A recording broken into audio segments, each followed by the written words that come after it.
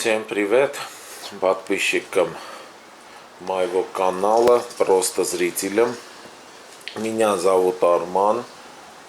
У меня BMW 5 серии в кузове E60 2004 года выпуска.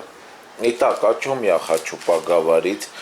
Один из пользователей YouTube, может даже он является моим подписчиком, точно не знаю, в комментариях к одному из моих видео написал: могу ли я заменить вот этот молдинг на заднем стекле самостоятельно, своими руками, или нужно отвезти автомобиль в автосервис. И чтобы ответить на вопрос данного пользователя, я и поэтому снимаю это видео. И что хочу сказать. Ответ на ваш вопрос: нет, самостоятельно вы не можете заменить ни заднее стекло, не вот этот молдинг. Почему?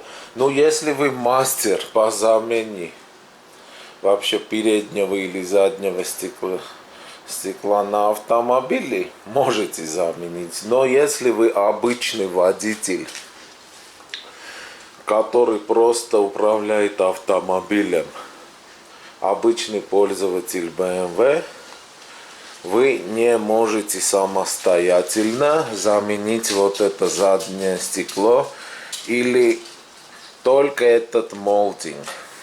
Пользователь мне написал в комментариях, что стекло шатается, это резинка. Пишут мне пользователи, что это резинка, не знаю от чего, от солнца или от тепла или от холода, трескается, и хотят самостоятельно заменить этот молдинг. Скажу вам, не рекомендую этого вам делать, если вы не мастер по замене стекол на автомобиле. Стекла и переднее лобовое, и заднее, они клеятся просто специальным клеем на кузов автомобиля. Снимаются тоже специальным образом, ставятся тоже. Не очень трудно, но нужно знать, сколько клея, куда заливать, как заливать. Поэтому никому не рекомендую вообще менять молдинги, переднее лобовое стекло, заднее лобовое стекло самостоятельно. У вас это просто не получится. Стекло даже снимается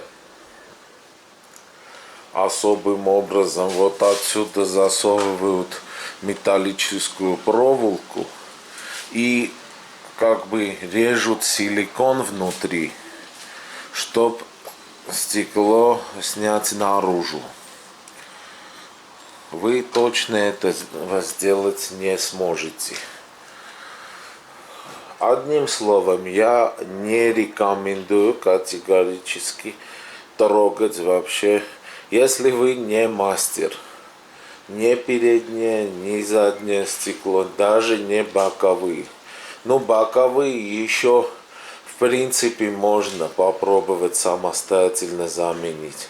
Но передние и задние не трогайте. Хуже будет, все испортите. Ну, на этом наше видео подошло к концу. Я с вами прощаюсь.